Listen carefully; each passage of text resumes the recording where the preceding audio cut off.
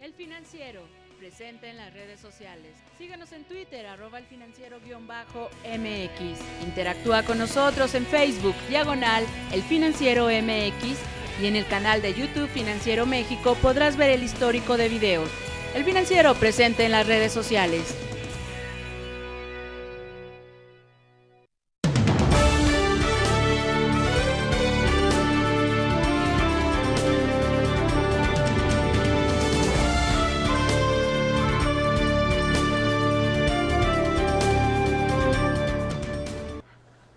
¿Qué tal? Muy buenas tardes, soy Víctor Piz y le doy la más cordial bienvenida a esta transmisión especial con motivo del primer informe de gobierno del presidente Enrique Peña Nieto. Este informe fue enviado ayer al Congreso de la Unión, conforme lo marca la ley.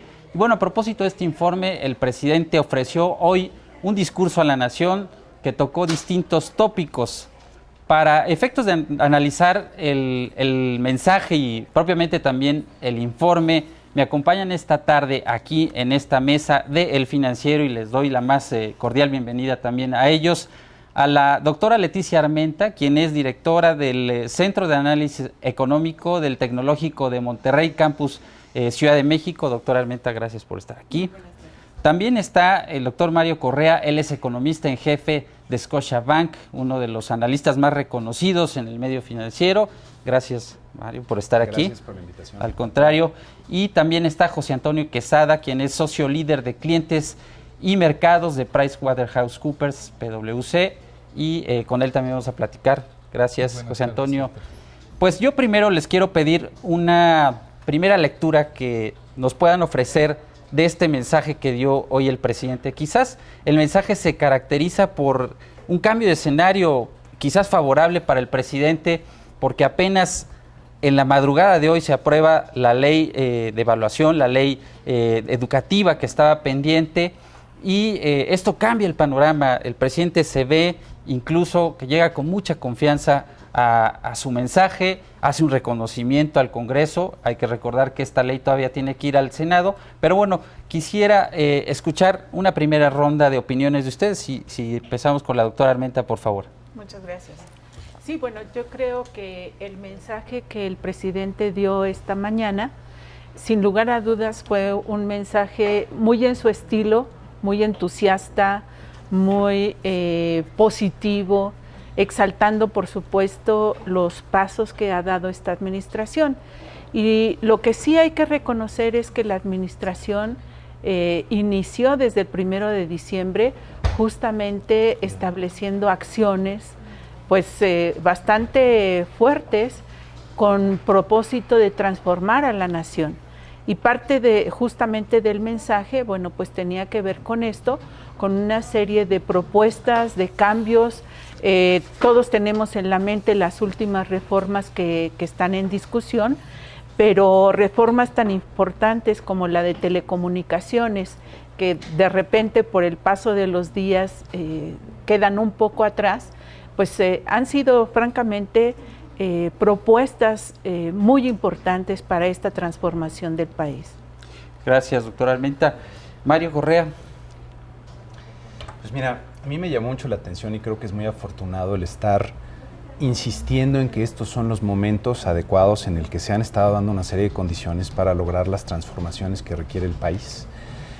Yo sí creo que estamos en un momento histórico, ya que si se logran hacer las reformas que están pendientes, están en discusión, tendríamos una economía que estaría funcionando mucho mejor y eso implicaría a la larga una mejor posibilidad de generar crecimiento, de generar empleos y de generar bienestar.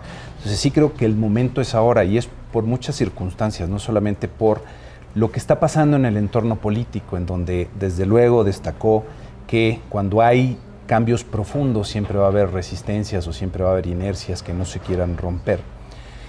Pero que lo que decidamos en estos momentos, quizá en estas próximas semanas, en este próximo par de meses, va a decidir lo que va a vivir México en los próximos 5 o 10 años, ¿no? Y también desde el punto de vista, yo diría, de los mercados, se ha generado una gran expectativa porque México logre hacer esos cambios que muchos otros países ya han venido implementando de una forma o de otra, ¿no? Y que cuando se implementan vienen efectos positivos, sobre todo en términos de crecimiento, en términos de nuevamente generación de empleos. Entonces, ojalá que se aproveche ese momento. Gracias, Mario. José Antonio, a propósito de lo que menciona Mario, el presidente, la parte final de su mensaje de hoy, habla de 120 días de lograr consensos sociales y políticos, dice, para llegar a acuerdos, y creo que el mensaje es muy claro, ¿no? Creo que es la ventana de oportunidad para tratar de sacar una serie de temas que están pendientes, ¿no? Definitivamente, Víctor, a mí algo que me llamó mucho la atención no solo es el recuento de los logros que se han tenido en este corto periodo, sino el reconocimiento de lo que falta por hacer. Y creo que eso es algo muy interesante desde nuestro punto de vista como primer mandatario. Él no desconoce que viene una serie de reformas muy importantes, muy trascendentes, una serie de acuerdos y de compromisos que él en su momento en campaña definió y lleva el recuento de cuáles se han logrado y cuáles tienen que hacer reformas constitucionales o reformas a las leyes de distinto calado para poder lograr estos cambios. Entonces, para mí fue muy importante que tenga en la mente la magnitud de la tarea que va a venir en los siguientes meses. Ahora la pregunta quizás es si el Pacto por México, que ha sido un instrumento trascendental para esta administración, por el hecho de que a partir del pacto han emanado dos reformas muy importantes, tan simple como la reforma educativa, controvertida, pero bueno, es la que hoy se está discutiendo en el Congreso, la reforma de telecomunicaciones y competencia económica, y la iniciativa de reforma financiera, que no se ha aprobado, pero está en el Congreso. Quizás la pregunta es, ¿qué tanta expectativa hay sobre el Pacto por México y qué tanta vida puede tener? Porque algunos observadores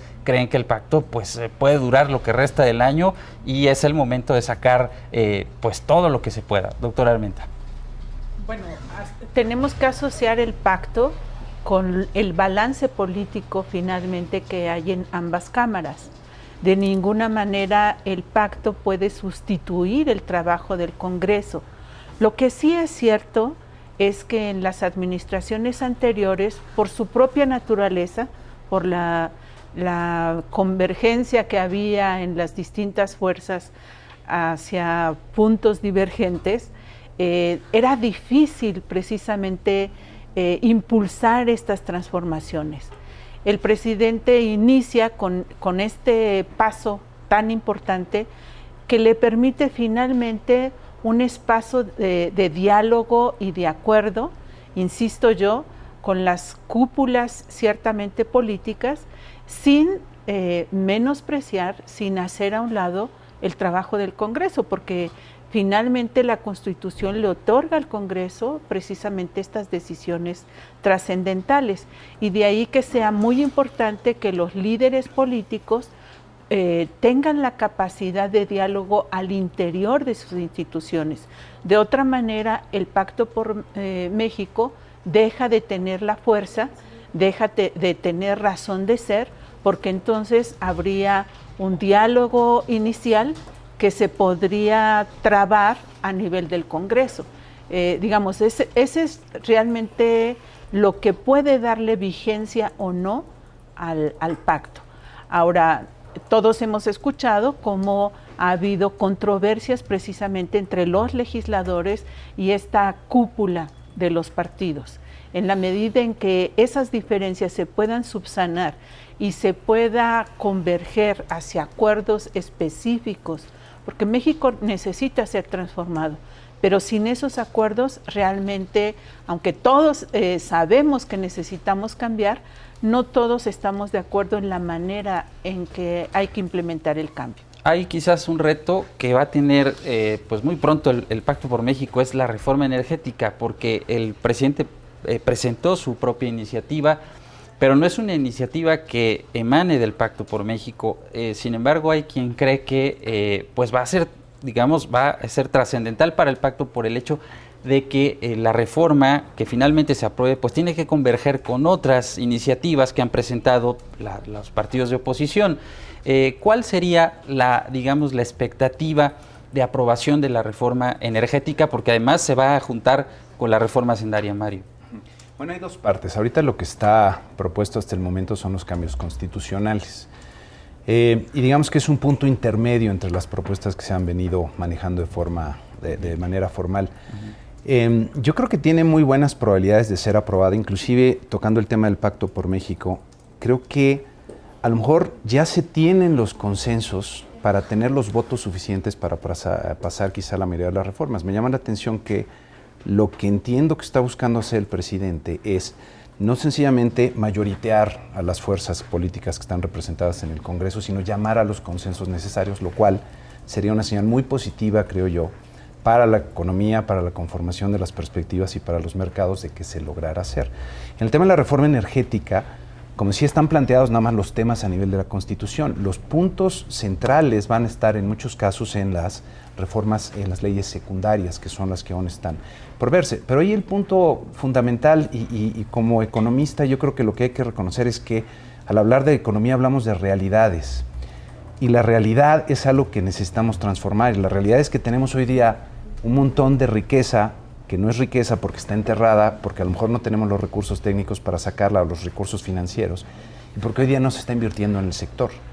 Y algo que va a ser clave para los países en el futuro cercano, el que quieras, una clave de la competitividad va a ser contar con energía suficiente y barata. Y a eso debe estar enfocada la reforma. Claro, ahora el problema también es que el Congreso enfrenta pues una especie de congestión legislativa, porque tiene que sacar la reforma energética, está concluyendo con la reforma educativa, pero ya viene la reforma hacendaria y viene el paquete económico de 2014 y viene la reforma en materia de seguridad social. Digamos, ¿tendrá, José Antonio, capacidad del Congreso de procesar tantas iniciativas y que finalmente, lo que decía Mario, pues quizás no sean las reformas deseables, pero sí lo posible, ¿no? Mira, yo creo que tocas un punto que es muy importante, porque definitivamente no podría acabar con el alimentario que tienen hoy día. Tiene que priorizar cuáles son las puntuales. Y yo creo que dentro del mensaje de nuestro presidente, algo que mencionaba era sobre todo el énfasis en la reforma energética, en la reforma hacendaria y en la reforma financiera. Creo que hay otras muchas reformas que tendrá que estar haciendo, modificaciones a ley, pero estas son puntuales y puntales para que podamos tener los siguientes años con más holgura y más margen de maniobra. Y ya per se estas tres leyes, estas tres modificaciones serían detonantes de crecimiento si se hacen de una manera afortunada. Ahora, este tema es muy importante. El crecimiento que generen las reformas pues no va a ser inmediato, ¿no? Va a tener un tiempo de maduración, no sé, quizás meses, años. Este año ha sido malo, un año de arranque, de inicio de gobierno, pues con un crecimiento muy bajo en relación con las expectativas que había, no solo al inicio del gobierno, sino también al inicio de año. Digamos, es importante que se aprueben las reformas ahora para que estemos viendo crecimientos de qué magnitud, doctor Armenta, en no sé cuántos años, en 2, 3 años, el 4 o 5% al que hablan los especialistas de crecimiento potencial de la economía. Claro. En el caso de la reforma energética, que es propiamente la que comienza detonando, insisto, la de telecomunicaciones, aunque ya la rebasamos en tiempo, también es muy importante en términos de inversión. Que perdón que le interrumpa, faltan las leyes secundarias de la reforma de telecomunicaciones y de competencia económica. Así es, y ese es un buen ejemplo de las cosas que necesitan ocurrir para que efectivamente estas transformaciones, primero constitucionales y después implementadas ya en la práctica, se concreten precisamente en nueva inversión. Mencionaba Mario, depende de cómo se vayan a aprobar estas reformas, particularmente la energética y la fiscal, porque ellas van a dar la clave justamente para los inversionistas, no solamente internacionales, sino nacionales.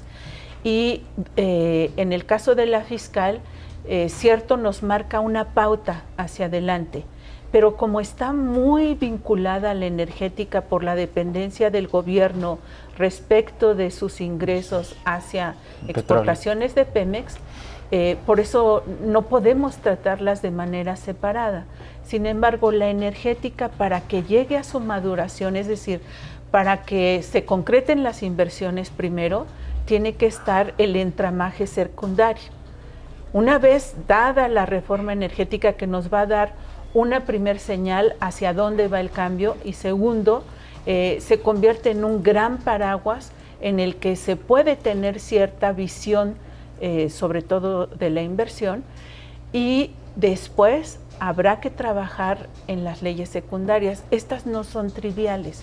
Realmente los detalles de cuál es la forma específica que se van a dar a los contratos, cuál es el reparto que se va a hacer de utilidades respecto, su contraparte, los riesgos que hay en la inversión, todo eso es lo que va a establecer si las inversiones van a ser muy atractivas, medianamente atractivas o poco atractivas. Entonces, yo diría, todavía tardaría, yo veo al menos un semestre más trabajando en la parte legal, para claro, que eso pudiera comenzar a detonar primeras inversiones. Ahora, Mario, la reforma energética es importante, pero la reforma hacendaria, pues podríamos decir que es la madre de todas las reformas. El Pacto por México tiene más de 90 compromisos y prácticamente la mitad de ellos depende de la reforma hacendaria. Bueno, van muy de la mano. Yo tengo la impresión de que la reforma energética es la que más puede aportar en términos de crecimiento al país. Pero la reforma energética implicaría también subsanar todos los recursos públicos que se estarían perdiendo al dotar a Pemex de autonomía para que ellos decidan cómo se van a invertir los recursos que necesitan. Y eso implica llenar ese espacio de recursos de alguna forma. Entonces ahí es donde entra también la reforma fiscal. Yo creo que un tema central para la reforma fiscal, y es uno de los grandes problemas que tenemos en el país, y es una de las explicaciones por las cuales hay una baja recaudación y también hay un bajo nivel de crédito del sector bancario, es el alto nivel de actividad informal que tiene la economía, ¿no? Yo esperaría ver que de alguna manera se ataque ese problema. Hoy algo comentaba el presidente respecto a los lineamientos generales que tendría esta reforma hacendaria, pero yo esperaría ver que sobre todo en el tema del combate a la informalidad haya medidas muy bien pensadas y bien diseñadas para que sea más fácil participar en la parte formal de la economía, más difícil y más costoso seguir en la parte informal. Si logramos eso, creo que tendríamos un cambio muy importante y positivo en la economía de México. Ya que hablabas del potencial de crecimiento, en nuestra opinión, el potencial que tendría ahorita la economía mexicana bajo las condiciones actuales está entre el 3,5% y 4%, si las cosas van bien en el entorno global. Que no se nos olvide que el entorno global está muy complicado. Y algo clarísimo, si no hacemos las reformas que podemos hacer, es que vamos a quedar mucho más vulnerables a lo que ocurre en el entorno global. Si se hacen las reformas y a reserva todavía de ver cuáles son las medidas concretas, podríamos estar hablando de crecimientos pues por arriba del 5%, quizá a niveles del 6%, si son reformas de verdad profundas. Claro. José Antonio, Mario toca un tema muy importante que es el de la informalidad. Yo creo que en cuestión fiscal estamos sobrediagnosticados, como dicen los clásicos, porque sabemos de qué pie cojeamos, sabemos que tenemos un problema de insuficiencia de recursos y que hay necesidades crecientes de gasto para atender también los requerimientos de la población en materia social. Pero ¿por dónde empezar en materia fiscal? Ahora que viene la reforma fiscal, bueno, se han planteado ahí algunos escenarios de si es necesario eliminar ciertas exenciones o la tasa cero del IVA o aumentar la tasa del ISR, en fin, eliminar el régimen de consolidación fiscal. Creo que hay muchos temas sobre la mesa, pero como que no está claro por dónde empezar. Mira, yo no puedo coincidir más con la premisa que menciona Mario, de que definitivamente el tema de la informalidad es muy importante atacar. En la encuesta de ingreso-gasto del INEGI reportaba que el 60% de nuestra economía ya está en manos informales. Y aquí es muy importante desde el punto de vista económico ver cómo van a estar los incentivos alineados, porque aquí, al final del día, si tú estás tratando de sacar una reforma financiera para prestarle a ciertas compañías, ciertas pymes, etcétera, para impulsar la economía, pero estas compañías tienen que estar en el sector formal, y por otro lado estás subiendo la tasa del impuesto porque lo quieres llevar al 37%, suponiendo que así fuera, lo que está sucediendo es que estás encauzándolos a que se vayan a la economía informal. Entonces aquí definitivamente hay una serie de factores donde el margen yo siento que se le ha cortado al gobierno, porque teníamos un entorno macroeconómico que era muy sólido, se han ido bajando las expectativas y definitivamente yo creo que tiene que tener un balance muy sano, tanto en las tasas como en la forma de aplicación de los distintos impuestos. Hay algunas posturas, como la que tiene el Instituto Mexicano de Contadores Públicos con el Grupo de los 6, donde te dice hay que subir el IVA al 16%, hacerlo generalizado, hay que desaparecer el YETU, hay que subir el impuesto sobre la renta, pero de una manera muy paulatina y hasta un 30%, y hay que quitar la consolidación fiscal, pero hay que eliminar los regímenes de excepción. Entonces, hay varias recetas que te pueden dar una combinación, pero yo creo que lo más importante es hacer que la gente que está en la economía informal se vuelva a la economía formal y pague sus impuestos, y por otro lado, elevar esta base de recaudación que te va a hacer un balance más sano en lo que es la aplicación de esta reforma. Que no es fácil, doctor Armenta, lograr esta transición o esta inclusión, formalización, digamos, de los informales es una tarea muy complicada, y hacerlo a través del sistema fiscal pues tiene retos, ¿no? Sí, a mí me parece que allí hace falta una decisión de gobierno, pero no solamente a nivel federal. Hace falta el convencimiento de los gobiernos locales, porque finalmente el gobierno local tiene incidencia sobre gran parte de la informalidad. Ahora, otro apunte allí importante es que casi siempre cuando hablamos de informalidad viene a nuestra mente el comercio ambulante. Y francamente, si observamos las cifras, nos podríamos dar cuenta que hoy hay formales que no están cumpliendo en el 100% de sus obligaciones y que mantienen una parte de su operación en la informalidad. Entonces, yo creo allí es un trabajo combinado, por supuesto, en la parte federal, haciendo un sistema mucho más simple, mucho más fácil de acceder, con menos recovecos, con menos excepciones y trucos, digamos, para que evadir. Cumplir sea fácil, ¿no? Porque que sea es muy complicado fácil pagar cumplir. impuestos. Hay estudios que demuestran que la población tiene predilección o más propensión a pagar cuando las tasas son medianas que cuando son elevadas. Tasas elevadas lo que van a provocar es precisamente la evasión. Entonces, un sistema simple, un sistema sencillo, que las personas puedan fácilmente acceder a él y cumplir con sus obligaciones, es más fácil de vigilar, por un lado, y es más fácil de cumplir por el lado del contribuyente. Y por el otro lado, que sea un sistema general que busque precisamente una mejor distribución, no poniendo una tasa única. Con eso vamos a lograr que todos quedemos en una mejor condición, porque no estamos en la misma situación económica todos. Mario, me parece que este tema es clave, ¿no? Que el sistema fiscal tiene que ser redistributivo, ¿no? Y creo que se está trabajando la iniciativa en ese sentido. No lo sé, pues, pero puede venir por ahí. Desde luego, de ser uno de los objetivos de la política fiscal. Hay ahí una clara ventaja de aplicar medidas redistributivas, pero yo creo que a final de cuentas la mejor política de redistribución del ingreso es generar oportunidades para que las personas logren tener sus propios ingresos, ya sea a través de un trabajo, a través de un negocio propio, que puede ser chiquito, puede ser mediano, puede ser grande. Eso es lo que a la larga permite que las cosas vayan mejorando. Y me llama mucho la atención porque en México tenemos una gran tradición, vamos a decirlo así, de economía de mercado, desde los mercados que venían desde la época de los mexicas hasta la época actual. Un mercado es una forma en que tenemos las personas para coordinarnos, cooperar, funcionar juntos. Y en la medida, creo yo, que se promueva un buen funcionamiento de esa economía de mercado, sobre todo dado que lo traemos en la sangre en México, pues podríamos estar generando mejores oportunidades, mejores formas de cooperar entre todos. Sería algo, creo yo, bastante positivo.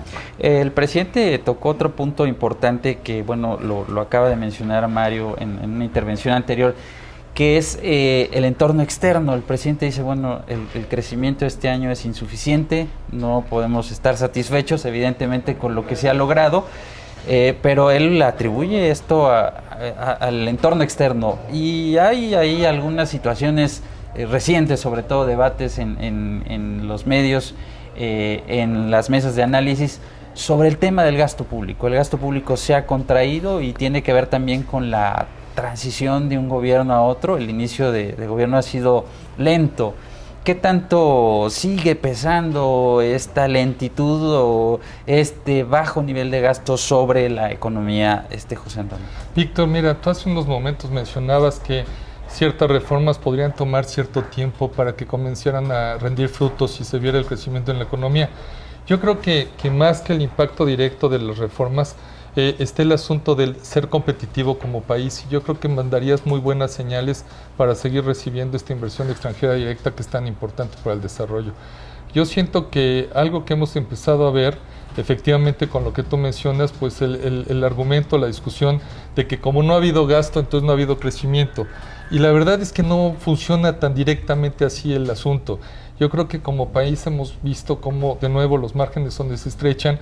El sector de la construcción ahora resultó que en este periodo ha sido muy afectado. Todas las vivienderas han tenido deterioros. Entonces ahí mismo la iniciativa privada ha demostrado que ha tenido un periodo donde el mercado interno no ha podido reaccionar para estar empujando la economía.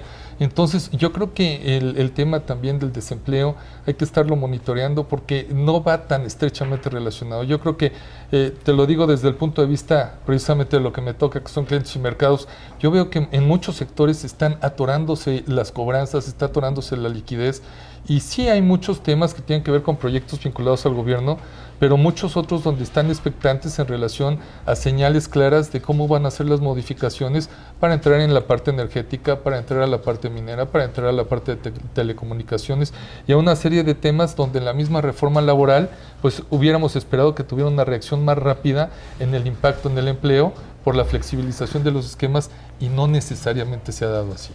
Gracias, Juan Antonio. Estamos entrando a la parte final de este programa especial y les quiero pedir una opinión, digamos, un balance que podamos hacer del mensaje que hoy da el presidente Enrique Peña. Digamos, el balance es favorable, es positivo, hay algunos que ven tonos grises, no sé, doctora Armenta. Sí, bueno, es que viendo el entorno económico de estos últimos 9 meses, realmente yo creo que ahí se resaltan los rezagos y se resaltan las tareas en donde tiene que haber un avance, una transformación. Este tema del crecimiento, que es además un tema de largo plazo, porque si observamos la tendencia, pues estamos precisamente con un crecimiento potencial muy reducido. Allí no es solamente el gobierno el que tiene mucho que hacer. Hay un indicador muy importante que tiene que ver con la productividad. Ahí convergen tanto la iniciativa privada como el sector público, y también es cierto, mucho nos toca a la sociedad. Hay una parte de cultura, de la manera en que hacemos las cosas, en que realizamos las actividades productivas, en que puede no ser la mejor forma de organizarnos y no estamos obteniendo el mejor fruto de ese trabajo. Hay muchas estadísticas que nos muestran que los mexicanos trabajamos muchas horas, pero cuando eso no se traduce en generación de riqueza, significa que no estamos capitalizando el esfuerzo humano precisamente involucrado en las actividades productivas. Entonces yo insisto, allí tiene que ser un trípode que esté muy coordinado. Está el sector público, está el sector privado, pero está la sociedad en general, en el sentido, insisto, de capacidades. Muchas veces dependemos de la empresa para que nos habilite o para que renueve los conocimientos, pero también es cierto que las personas debemos de tener esa inquietud por mejorar en nuestro trabajo, por adquirir nuevas habilidades y también pues por entrar a nuevos campos que por las edades, las generaciones y tal vez no nos correspondió en la escuela, pero hoy es el pan de cada día. Entonces, no podemos sentarnos como sociedad a que se resuelvan los otros temas para que yo haga mejor mi trabajo. Bien, gracias, doctora Armenta. Mario Correa, Pues mira, para mí sí tiene un claro balance positivo. Como analista a mí me hace sentido lo que se está proponiendo en términos económicos y creo que el hacer nuevamente un llamado a sacar adelante las reformas es lo que se debe estar haciendo en estos momentos. Mucha gente pensaba que ya por todo el ruido que esto estaba generando se iban a empezar a echar para atrás, se iban a aligerar las reformas y son muy importantes y lo que vimos es por lo pronto un presidente muy decidido a sacar adelante lo que ya está propuesto hasta el momento. Y ahorita que hablabas de la situación que estamos viendo con el crecimiento, déjame ponerte un ejemplo, no sé si sea bueno, hace poco tuvimos un temblor aquí en la Ciudad de México, a mí me tocó estar en un 6º piso y empecé a oír la alarma sísmica y todo el mundo en ese momento se quedó quieto, se quedó viendo a ver qué es lo que iba a pasar y ahorita en México estamos de alguna forma viendo que se está sintiendo que el suelo se mueve y lo que pasa en esos momentos con los agentes económicos, con los que toman decisiones de consumo, de inversiones, mantener la calma, esperarse a ver qué es lo que está por ocurrir, para que una vez que se define eso que está por ocurrir, se empiecen entonces sí a tomar las decisiones. Yo tengo la impresión de que, dependiendo de cómo se resuelva el tema de las reformas en los siguientes 2 meses, todo el mundo, empresas, personas, todos los que tienen que tomar decisiones económicas empezarán a actuar en ese sentido y vamos a empezar a ver cómo México camina hacia un nuevo horizonte o seguimos estancados y atropellados en las escaleras, ¿no? Muy bien, muchas gracias. José Antonio Quesada. Víctor, fíjate que yo me pongo a pensar en 2 escenarios. Uno en el del Mexican Moment, donde ya no voy a desarrollar mucho porque es el que hemos estado escuchando durante varios meses. Y otro, un escenario donde puedes tener a una Siria que entra en un momento de guerra, donde podemos tener incertidumbre, inestabilidad, depreciación de nuestra moneda, aumento en el precio del petróleo.